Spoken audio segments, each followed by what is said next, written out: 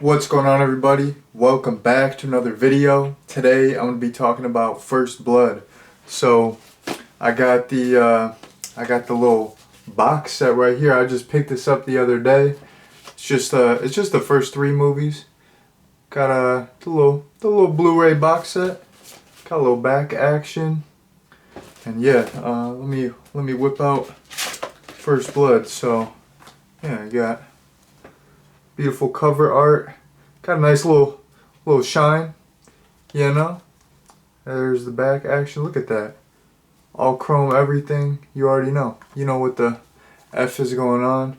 I can't swear in these videos, okay? It's the first 30 seconds. No, I'm probably past 30 seconds at this point, but I don't want to get demonetized. But anyways, I just picked this up the other day from my neighbor. He's moving. So he was selling a bunch of stuff and he had a bunch of Blu-rays and DVDs. So, you know, I bought some and I was like, oh snap, is that the Rambo box set? And it's got the first three. I'm like, you know, I've seen the first one, but I've never seen any Rambo sequel. So I'm like, you know, I'm a sucker for box sets. I don't know, something about box sets just, it warms my heart. It really, I don't know, box sets, they just, I don't know, they get me going, they get me excited, I love them. I'm all about box sets, so I had to pick this up. It's got some wear and tear, but it adds character, and yeah, you gotta pick up the Rambo box set. So yeah, pick that up. Thought I would revisit the first one and watch a couple of the sequels, because like I said, I've never seen the sequels. The first one, I don't even know if I've seen the entire first movie. I caught it on TV, and the only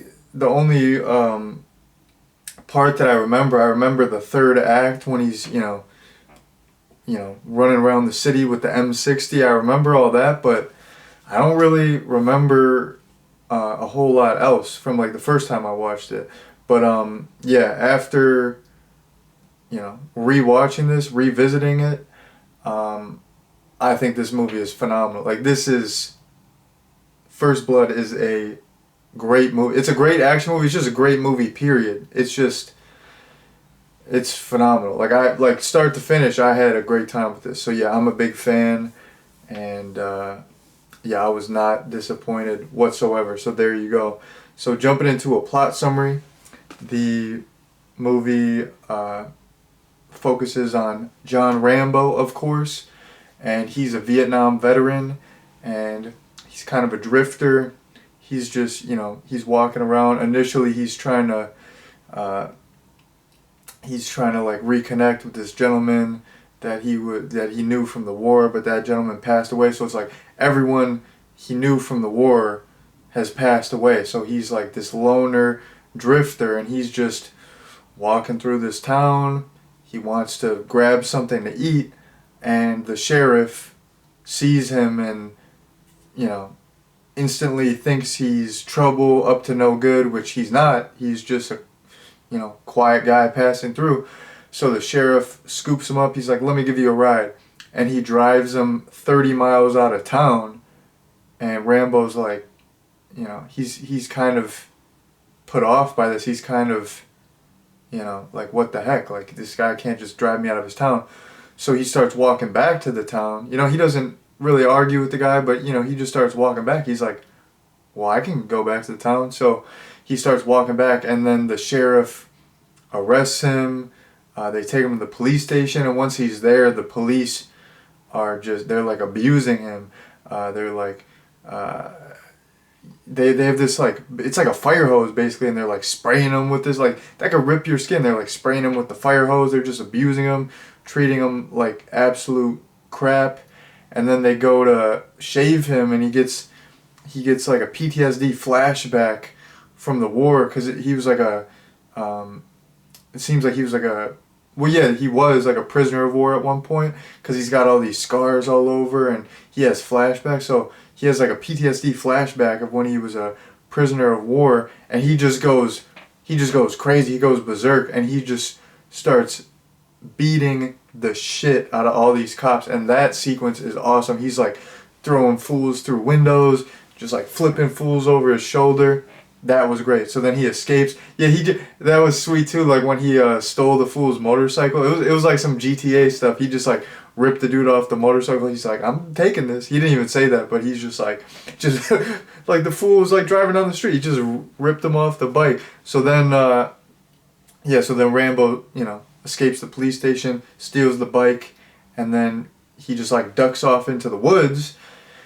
And the sheriff and the rest of the local cops, they try to track him down, and there's this one crazy cop who just starts like shooting at Rambo, and then like he's in a helicopter and he starts shooting at Rambo, but they're not supposed to shoot at him, but this fool is crazy. So then Rambo throws a rock at the plane, the guy dies, and then like initially the cops were just gonna capture him, but then once they started shooting at him, all bets were off. And then he did kill the guy, but then he tries to surrender, and then they're like the cops are just not having it because he killed one of their own. So yeah, like for the rest of the movie, the cops are after him.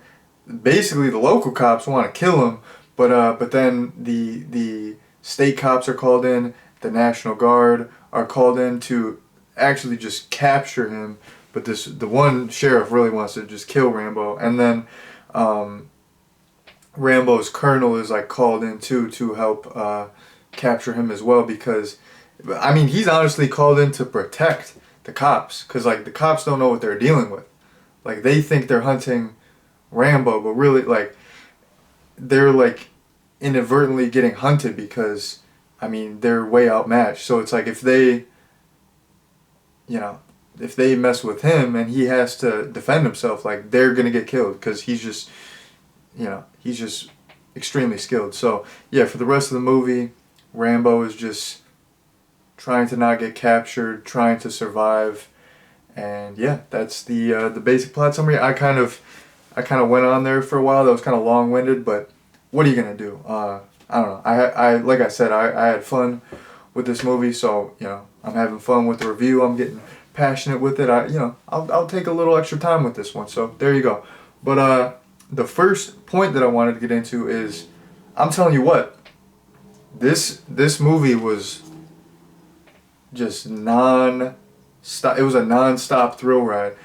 So initially, like the first act is so crazy when he's initially being chased through the woods. That whole sequence is just it's insane. Like I said, like before he like threw that rock at the helicopter, and then that one guy like fell from the helicopter and died. Before that, he's like falling down a cliff basically, and then yeah, like the guy is trying to snipe him when he's on the cliff, and then he's like hiding behind a tree trying to get sniped, and then he's throwing the rock at the helicopter, and then there's just this big firefight between him and the cops, and then he's setting all these traps. He's like making spikes out of sticks. He's making like dummies or scarecrows to like lure the cops, and then he'll be like behind some bush sniping them. So like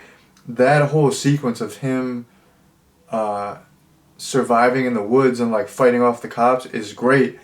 And you think in your head, you're like, is this going to be one of those movies where it kind of peaks too early? Because there are a lot of movies like that where they have this action-packed first act, and then they never live up to that initial hype that they build up. So like the movie kind of dies out and kind of burns out as it goes along. But this movie, I feel like there's not really too many lulls in the movie. Like it's pretty much start to finish just an action-packed thrill ride, and I feel like it doesn't burn out. It's not like it's not like it starts off strong and then it kind of whimpers. Like I feel like it starts out strong and then it's just like it goes crazy throughout the whole movie. Like it keeps that same pace, that same energy, that same level of, you know, action and suspense throughout the whole movie, and I like that's rare. That's hard to do. So I really thought that was cool. Like I was just like, I was just invested the whole time. I was glued to the screen. So that was beautiful. I liked all the like I mentioned that sequence in the woods early on when he's like in the mine shaft with the rats. That's cool. And like before that, then you know the National Guard is after him, and then a little bit after that, he's like stealing army trucks. There's a chase with the cops.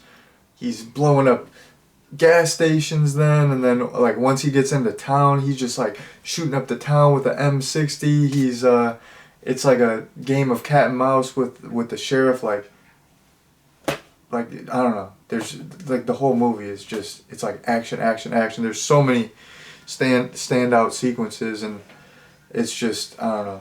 It's magical. But yeah, I really liked yeah, like that scene where he's falling down the cliff or like hanging out of the cliff. That was a standout. The throwing the rock at the plane was a standout. All the explosions, like, you know, like I said, he stole this army truck, and there's this like, you know, car chase with this cop, and the cop like he like Rambo pretty much runs the cop off the road, and then the cop like hits this other car and just like the cop car just explodes. I feel like the cop car, I don't know, maybe just as like as a viewer, as like a spectator, like it didn't seem like it was that fast, but like I feel like the cop car wasn't going that fast, and it just kind of tapped that car, and it's just like boom, explosion. Like it was kind of exaggerated, but the explosion looked beautiful. Yeah, when Rambo blew up the gas station and the army truck, that was beautiful. Like that was top tier explosion. Like I was just like, oh my goodness gracious. Like it's all practical. It's 80s, you know. It's all like it's all real pyrotechnics. So it looks so good. So yeah, those are some standout action scenes that I really like. But yeah, like I said, this movie is just action packed, start to finish. It's just like a complete thrill ride. But it's not all action, and that's kind of what I want to talk about in my next point here. So, you know, for the most part, Rambo is a very quiet character. He, you know, for a lot of the movie, he's just by himself. He's surviving in the woods, and he's kind of he's kind of reserved, and he kind of, you know, we know he has PTSD because we see the flashbacks, and he has this pain, and he's, you know, he's like seen so much stuff that he has a lot of pain and stuff that he's dealing with, but he kind of keeps everything bottled up. So like he's just very quiet, but whenever he talks, like he really has something to say. And like this movie kind of explores what like Vietnam veterans came back to, and what, you know, what they had to go through after the war, because, you know, they had to go through hell in the war, and then they were probably, you know, the gentlemen who were lucky enough to make it through the war, they probably thought, oh, you know, when I get home, everything's gonna be okay, I'll be safe. Like, you know, it's like they're probably looking forward to it, and then it's like they're met with protesters. Like that's what Rambo was talking about. He's like, I get back and people are protesting, and, you know, like they don't know what I've been through, and you know, like, yeah, like they were met with like protesters, and then Rambo's talking about like he can't get a job, and that's, you know, why he's just like drifting around. All his friends are dead. He was witnessing his friends like die in front of him. Like he saw some stuff, and it's like, yeah, like he's, you know, he's getting pursued by these cops. He's getting harassed by these cops. Like he just, like he already went through hell, and it's like now he's back home, and he's just still going through absolute hell. So yeah, it explores, you know, what veterans had to go through after the war. And I don't know, I really liked whenever, even, yeah, like when we would see the flashbacks, and when Rambo would talk about the war. Like, he doesn't talk about it a lot, like I said, but when he does, it's like you're just glued to the screen. Like, the fact that he doesn't talk a lot, like when he talks, you're like all ears. Like, you're like, my attention was there. So yeah, like in the third act, he just completely breaks down to the colonel, and he's talking about, like, seeing people die in front of him, and like I said, he's talking about, like, coming back to protesters, and you know he can't, like, he was like he was like, he knew what he was doing in the military. He was like a high ranking, green beret, and he was good at what he did, and then he like comes back, and he can't, like, figure out civilian life. It's like hard for him to adapt, and he's got PTSD, all this stuff. So it's just, yeah, like, it's just, he just completely broke down. And when that scene where he breaks down, like, Sylvester Stallone, his performance was so good. Like, he was so convincing. He absolutely killed it. But even the moments, like, where he is quiet, even the moments where he's not even talking, like early on, you can just see, like, just the way, like, just on Sylvester Stallone's face, like, just his eyes, like, early on, you can just see the pain, or like the frustration in his face, like. So yeah, I just thought, Sylvester Stallone's performance was great, and I really liked the character of Rambo. They really, like, delved into his character, and I like those themes that they touched on, because there's so many great Vietnam War movies, but not as many movies touch on, like, life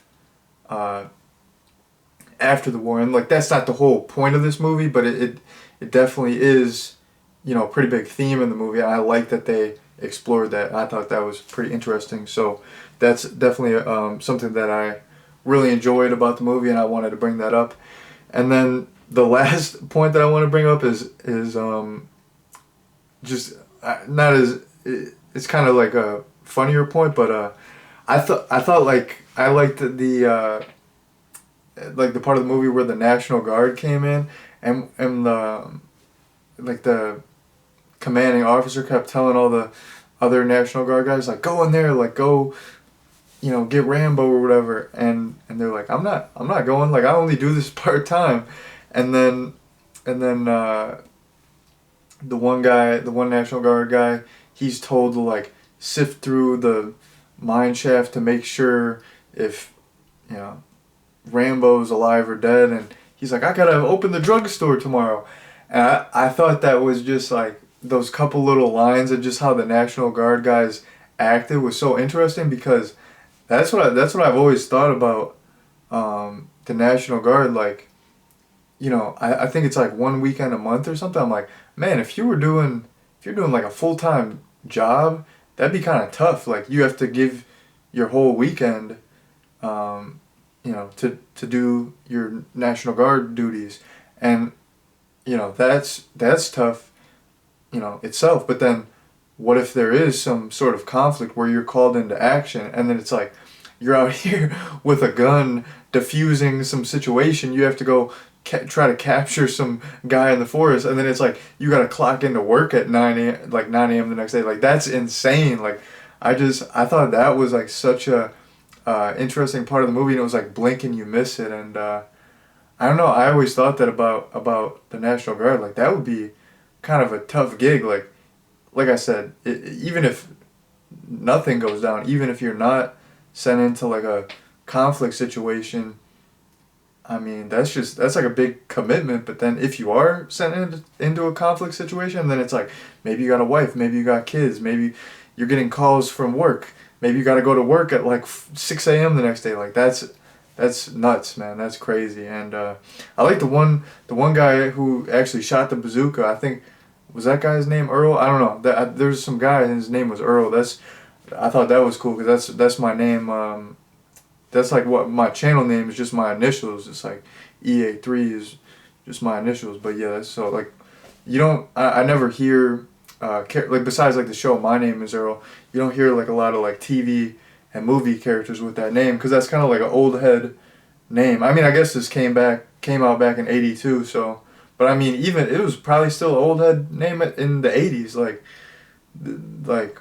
Earl's like an old head name, so it's like I don't really hear people have that name that much, and I was like, oh, cool, that guy's got my name, and like, you know, he was out here shooting bazookas and stuff. I'm like, that's dope. So yeah, you know, that's pretty cool. But yeah, that's like some inside info. I don't know if anybody watches these videos, but now you know my real life name. You can dox me, you can stalk me, you can internet troll me, you can catfish me, all that. I'm here for it. I'm ready for it.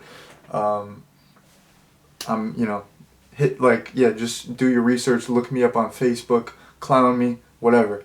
I'm here for it. I want all the negative comments. I want all the smoke. I'm ready. But no, I don't really get negative comments. I got like one negative comment today and this morning, and it wasn't even that negative, but I was kind of happy. I was like, because I thought YouTube was filtering them out. I'm like, do they think I'm like some soy boy and I can't handle this? Like, I kind of am a soy boy. I kind of am.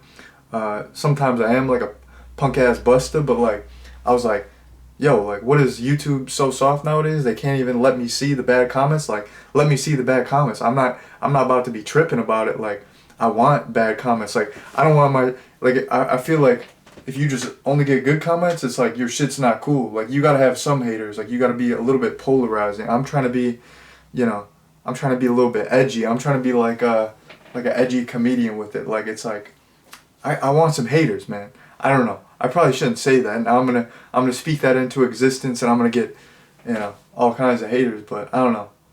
I don't know why. Like, you feel like if you have haters, that's like you correlate that with like, oh, I made it. But I don't know. I just think that'd be fun. Like, I just think that'd be fun to respond to hate comments. Like, it would probably make me sad a little bit. I would probably be tripping a little bit, but I would just be like trolling the trolls. Like, I'm trying to out-troll the trolls, bro. Like, that's about to be my new thing. I do TikTok too, and I get negative comments on there. Like, most of the time I just do nostalgic stuff, but sometimes I'll try to, like, you know, I try to promote my music on there, and people are like, you should quit, you suck, you should stop rapping immediately. I'm like, initially I'll be sad, but then I'll be like, yeah, whatever, I'm not tripping. It's an internet comment, internet troll.